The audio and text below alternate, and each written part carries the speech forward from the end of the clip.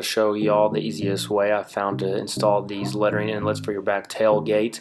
First and most important thing is to get you a chair so you can sit down. You don't want to be squatting or bending over doing this, so you can look at it better. Next thing is, when you get these letters, make sure to line them up at the top first. I found it easier if you line up the top instead of the middle and bottom, better and easier. Barely stick it on there when you get them on there kind of lined up, and step back from it so you make sure it is level and even all the way throughout. Once you do that, just apply pressure all throughout and it's on there.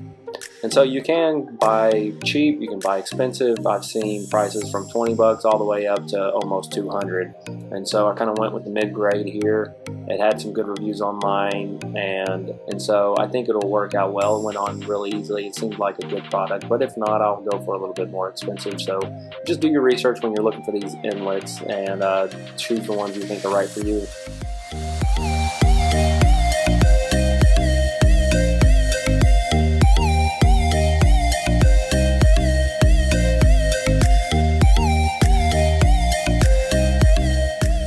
I also went ahead and replaced these back emblems also. I wanted to move them down for quite some time now, but I finally went ahead and went and did it.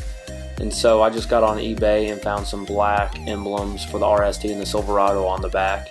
And so I didn't want to plasti dip. I've tried that before and it just never seems to hold up or work. And so I just went and spent 20 bucks to go get different emblems.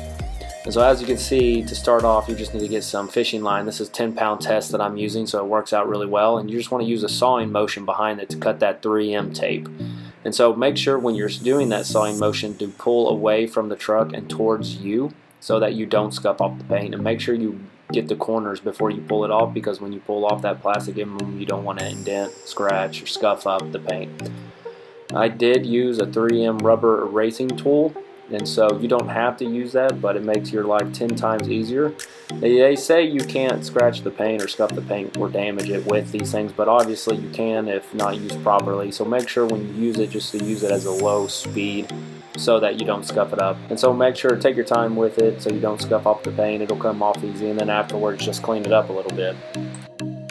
Now, to remove the Chevy emblem on the front, it's super easy to do. You don't have to take the whole grill off. All you gotta do is, if you do have the painted grill instead of the chrome grill, you're just gonna get a couple of plastic trim piece removal tools. I use these two, pulled up a piece of the side and then popped off the other, and they pop right off.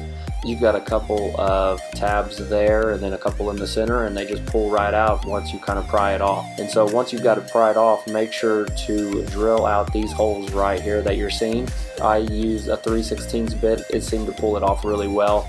That's how you separate that black from the chrome trick. Make sure you don't drill too fast so you don't go through that black emblem. Make sure to take your time like anything. Now, I didn't want to show the whole process of me painting these bow ties because it took a little bit, and quite frankly it's boring.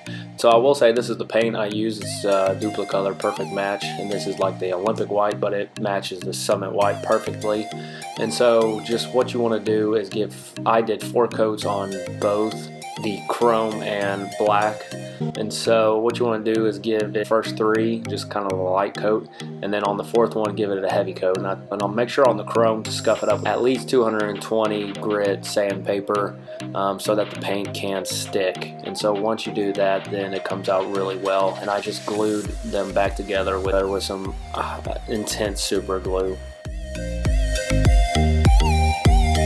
So y'all give me your impression of this. Do y'all like this? Is it good? Personally, I thought it was going to be cheap when I was painting it, but once I put it on the truck, I really like the accent of the black and the white.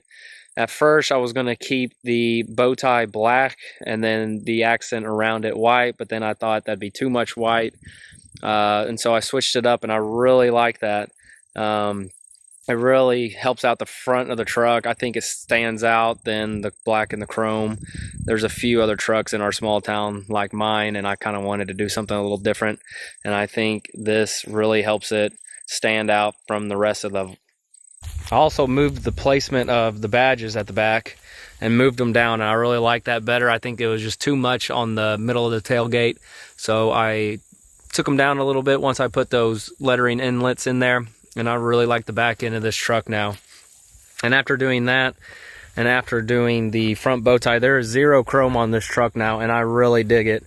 Well, I'm actually kind of lying. There is the little bit of chrome on that keyless entry button on the handles, but quite frankly, I'm not really sure how I would get rid of that or change it, but it's not bothersome to me, so I'm just going to leave it like that. I'm not going to try to take them out and paint them, but I really like this view of the front of the truck now. I think it just sets it off, really gives it a good accent of black and white.